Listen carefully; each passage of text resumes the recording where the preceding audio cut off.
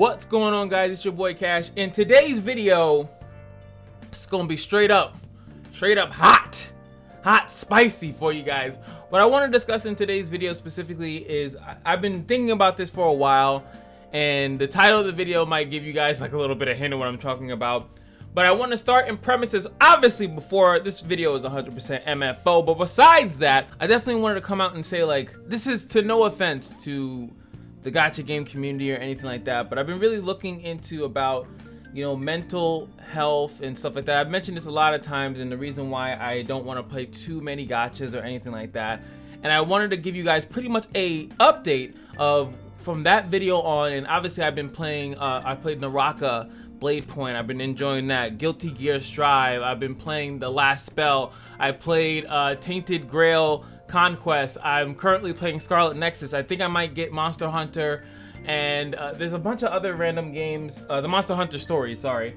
And once I get a PS5, damn, that opens Demon Souls, Ratchet and Clank, this Returnal. Like, there's so much stuff to do that. And I'm thinking about what gacha gaming has done. This is going to be completely unscripted, as most things that I do are. So if I mumble or jumble or talk in circles, please forgive me. It's just, sometimes there are certain things in my heart that I really feel like explaining, and these are one of those types of videos. So what do I mean by escaping, getting out the gacha circle? Oh, sorry, not circle, the gacha cycle. Now, everyone knows that games as a service, it's not actually just gacha, but I use gacha as mostly a reference, as those are the games that I feel like kind of draw you in the most to it, because they have certain systems in the game in which it forcibly makes you want to be in a cycle. It's completely different from games like League of Legends, Runeterra, Apex Legends. I still play all those games, but there's a complete difference of how they want you or kind of force you to play on a regular basis. Now, the reason why I mention those other games first is because when I play those games, like right now, after this video, I'm gonna play some more Scarlet Nexus. I feel more entitled to play, or I feel more forced, I should say, to play, because I'm doing a series on the channel and I kind of want to get it over with. I want to see the ending of the game, and I really feel like it's important for my channel, and for me, mentally for me, that I can actually finish a game, do something from start to finish. Same thing with my weight loss. I wanted to keep going with it, even if there's some hiccups along the way, just keep pushing on it. It's been so many years. And one of the things that I used to do back in the day, like especially playing Dark Souls and stuff, I used to always do variety, and I've always been more happier doing it that way. But then one drought, and that's usually what happens. I feel like that's when most people go into mobile games. And I think games being mobile in general, whether it be the Switch, the Vita, or now on the cell phones, I always thought that that was obviously a really good thing. It's like you have a couple minutes on the train, the bus, you're in the car ride and you're not driving, something like that, and you just want to play something real quick just to take your mind off of something. And I think that's where the whole edge comes from. But eventually they started making these games in which they don't have an end, and that's why, again, I call it a cycle. That's where most gacha games are. My mobile games before, remember, I think one of the most popular first mobile games was Angry Birds, and you know, you had a couple stages to beat, and you had to get, I think you can get like a high score, or it was kind of like golf. You can see how many like attempts it takes to actually break all or get all the posts or something like that. And that was kind of what mobile games were. They weren't really these cycle games. They were more games that you would play. If you beat it, and then you just kind of beat it. If they update it, that would be cool. But now they have the games as a service. Now this is obviously, I feel like gacha games came first, and then other AAA games started to actually adapt the whole thing. Like, hey, we can just make a game either free, or for some AAAs, they'll make you pay full price for it, and then, you know, keep you going. I think a really good example obviously would be like a Warframe. I think that that's a free-to-play game though. And you know, Anthem was supposed to be like that. I'm trying to think of the Marvel game, right? The Avengers game, whatever. That's a games as a service. A couple other games have come out. I'm not gonna name them all because I damn sure don't remember any of them. That's what it is. It's like a cycle, and there's an incentive to do that. But the difference, and I gotta point it out, man, the gacha difference is that the game in and all of itself is kind of different from when I even say something of a Warframe and stuff like that, because those games are more MMO light, or light. That's why they always try to say this MMO light, is that there's just a slight, like you can grind, but you can't grind like crazy, or there's a lot of RNG kind of entitled into it. The difference here in a gacha is that there is a limitation, a forced limitation, usually through energy. There's literally a time where you have to put the game down. Now, normally, like I said, the whole aspect of playing a game on your phone was that the game would eventually, you know, you wouldn't have that much time. So they would be in a cycle of that you have about 20-30 minutes to play anyway. So within those 20-30 minutes, you could do a lot, quote unquote. And then you guys now have now we have in the gacha community is about the games that do stuff when you're not even playing. So you can get some stuff done without even having the game even open. And that was a cool thing too for the really busy. That's why AFK Arena, the gacha game, or the game for the busy person and things like that. But so you still have to come back and check on it, you know, probably click a bunch of OKs and completions and stuff like that. But I think that was with the dopamine, and that's where the mental things start to get you, because these games start to become like a job. And I think that is literally how it felt to me. It felt as though once you start getting in the hook of it, I didn't want to do anything else. And I think that's the same thing like when you work a regular job. The cycle of, you know, going to work, let's say I can't say you don't have any hobbies, but you know, you wake up, you know, brush your teeth, wash up or whatever like that, do maybe 1 or 2 things depending on when your schedule is, and then go to work, right? Or you go to work and then do things after work, 1 or 2 things, go to sleep, and then you repeat the cycle and you just keep going in a circle. Now, the thing with most of these gacha games that I've noticed that affected me is that some of them, the time of completion or the enjoyment started to kind of go above and beyond 20-30 minutes.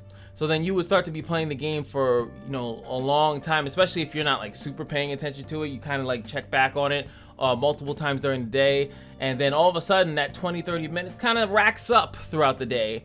And then that's kind of like the only thing that you're doing in your free or spare time because of the energy recharge, right? So if I played for 10 minutes right now, let's say I'm using Alchemy Stars Aurora Bast as an example, the current gacha game, the only gacha game that I'm currently playing at the moment. Now I can blow all my energy within a couple minutes, send some things out on dispatch, and then when that is done, I can shut the game off, either turn off my emulator, take it off my phone, and I'll be fine. I did work for the day, right? But if I wanted to play optimally, right? And that's kind of like, I feel like as a gamer and us gamers, that's kind of what we strive to do no matter what games we're playing. Even if it's a single player experience, we want to play as optimal as possible. That's where the level up system comes in. That's where like all these weird options come in, and you really get this essence that you are doing the best that you can. You're leveling up the best weapon, or the weapon that you feel you do the best with, stuff like that. And you're really trying to play optimally. And I think that's why a lot of people, including myself on YouTube, got so many views when you do a guide. It doesn't matter what game the guide is on. It could be or the before you buy, stuff like that. People want to make an informed decision. How does this system work? And you just get to see the mentality of people that play these games, that they're really, really, really tuned in to do the most. So when your energy does go out, they do have things that recharge the energy, but there's also things that some people, and I used to do, especially with Summoner's War, when I used to play that, I really, really wanted to optimize. So I knew that my energy, I had this amount of energy, and about hours, I can turn back on the game, do a couple of things, and then turn it back. And it just became this crazy thing. And then boom, next thing you know, I'm playing Knights Chronicles Epic 7. And it's like, some people can do multiple of them at the same time. That I always thought that was insane. That's crazy, especially for those that do not have a financial incentive to it. They're just doing it because they like and they enjoy it, which is crazy to me. Even now, I technically juggle multiple games. Like I said, I play Runeterra, I play League of Legends, Apex Legends. I've been Naraka. Sorry, well yeah, Naraka, and then I'm bouncing a bunch of games, and it's kind of hard. But the thing is that those games aren't like, I don't get left behind, quote unquote, you know, if I don't play that game. It's just like, oh, I just didn't get to play it. It's fine. I guess you could say maybe in the ranked system, like I'm not the highest rank because I'm not playing those games. Like I haven't played Guilty Gear in like, I feel like 2 weeks, but I don't feel bad that I'm not the highest ranking, you know, person. I guess you could maybe do the same thing with the gacha games. You don't have to feel obligated to do that. But I feel like then the game just feels like sort of a waste. I don't know, like, but then again, I play Alchemy Stars just fine. There's no PvP in that game, so I guess that might be the difference. But I want to prove myself eventually, usually in some type of games, especially if that's it. So maybe it's about playing those type of games. That's why I never played Dragon Lost. But maybe I would have enjoyed that type of game if I you know, stumbled upon it. Same thing with Arc Knights, not Arc Knights, Dungeon Tales, I think the name is the game. Oh my god, I'm gonna get killed because I'm forgetting the name of the game. Anywho, I just wanted to like kind of say, like, now without being in that type of loop, right, so that I'm kind of playing games that don't have a cycle like that, I feel so much more liberated. I don't feel, and maybe that's how I'm playing Alchemy Stars, because I can play it for that for a day or 2 days, and I don't really feel too much bad about it. And before, I always used to. And I think that outside of content creation, it just became such a mentally draining thing. And I definitely advise and really suggest for people to just take a day off, or 2 days, or a week off of one of the gacha games that you're playing, and really see how crazy the game kind of has you. And I think that that's, you know, it's not that it's an addiction, and I feel like it's, the way even now that I'm saying it, it makes it sound like it is, right? That you have to stop doing something for a week. It's almost sounding like semen retention or something like that. Like you have to get your mind right. But I do feel like there's just a different mentality, and I feel like it's technically better. I'm throwing my opinion in here. That's what MFO is, right? Is that it just feels a lot better, especially as a gamer, that you start playing in games that just have more options. But as devil advocate as I like to be, I noticed that some people only play fighting games. Some people only play MMOs. Some people only play XYZ, you fill in the blank. So maybe there's people that just have an affinity towards games like that, like the gacha games. But my challenge to that would be, and again, I'm not trying to diss the gacha game community, because I do think that people might just genuinely like it. But I always feel like the gacha games are just a light version, you know, like MMO light, or they're just a light version of another game that would be better if it didn't have the gacha element in it, which is, like I said, the restriction of play, the hero pool being limited in some way. And yes, summoning is very exciting and things like that, but when you draw all that back after that month or so, after the honeymoon phase, and now you're in the actual gameplay, I feel like that's when it just becomes, you're kind of stuck. They know that, by the way, too. It's just like a scientifical thing that you are now invested, especially if you financially invested, but you time invested into this account, and you don't want to just kind of leave it alone. It's very hard to just kind of separate yourself. Some people, you know, maybe it's easier for some people, but it's really hard for me after I done played a game for a long time. And that's kind of, I think, why I still play League of Legends. I have a lot of time in it, and people kept asking me to play Wild Rift. Why don't you play the mobile version of it? I'm like, one, why the hell would I want to play League when I'm not in front of a computer? And then two, my account has everything. I have all the character, all the heroes unlocked. I don't see the purpose of trying to play a dumbed down version of League of Legends because it's brand new. I just don't see the purpose of it. I know some people probably liked it, but that's kind of my argument about gachas. I feel like even if I were to take, again, I'm not throwing this game under the bus, I promise, but it's my most recent example. I think that Alchemy Stars would be a great game if it was just a nice mobile game that had a story with characters that you can swap around and things like that, or you gain through the story and then you beat it and it's done. I think Epic 7, oh my god, Epic 7 is a imagine Epic 7 as an RPG, action RPG. And how, like, not to say like one game, right? They could have actually maybe had Epic 1 or whatever like that, the one Epic 1 and then Epic 2, Epic 3, and like through the years, and then eventually get up to Epic 7 or start at Epic 7. And if you look at that game's lore, it would be an amazing game. I mean, you definitely have to like do the action and stuff like that, but it could be an RPG just like Final Fantasy, and even go the route of how Final Fantasy has gone. They have a few signature skills that they have, and then you kind of just fill in the blanks, which I think any art team and designers and stuff like that can actually fill in. Same thing with Exo's Heroes. I mean, Exo's Heroes has a really good art design. They have these alternate dimensions and stuff like that. I think that would make a really good game, but then the problem is that they always have to kind of leave you wanting more, because that's kind of what it is. So there's always the delay of the story, right? Some of these games, the story just keeps going on and on and on. Epic 7 is a good example. Exo's Hero is a good example of that. Summoner's War, I don't even know what the story of Summoner's War is. That flew out the window a long time ago. Then I was just grinding, trying to get the good violent runes and stuff like that. And you're trying to get all this stuff, and it's just like, for what after a while? And that's kind of why I stopped playing. It's like, for what? What am I doing this for? There's no story. There's no ever a finished feeling. And I do feel like that's important. I think that, and I heard someone say that before. I remember when I was explaining to them, I was like, yeah, I create mobile game content. And that was one of the things that they said, and it's always stuck with me. And it was like years ago. And they said that, you know, I like a game that ends. And I think that that's important. I think that it's important, especially for a person like me that likes variety. But I was so sucked into kind of playing these games that I disabled my variety. And now I find it so hard to finish a game. That's why I'm finishing Scarlet Nexus. By God, I'm doing it, all right? And then I might want to go back and finish Final Fantasy VII Remake and Ghost of Tsushima and God of War, games that I enjoyed when I played, but would stop playing them because I felt like it was taking too long. Meanwhile, my friend would play and beat these games like it's nothing and actually have an enjoyment, and then having this, you have the ability to discuss stuff. I don't know, and I just feel like this is just me talking out my ass and stuff like that. But I really need the YFOs in the comment section below. How do you guys feel, especially because I know I still have 6,000 subscribers on this channel at the moment. How do you guys feel about being in a gacha cycle? Because you are in one. If you're playing a gacha game, it's intentional. It's not, like I said, it's not a bad thing. It's not necessarily a good thing, but it is something that you are dealing with. Do you feel that, you know, that you like being in them? Do you want to get out but you can't?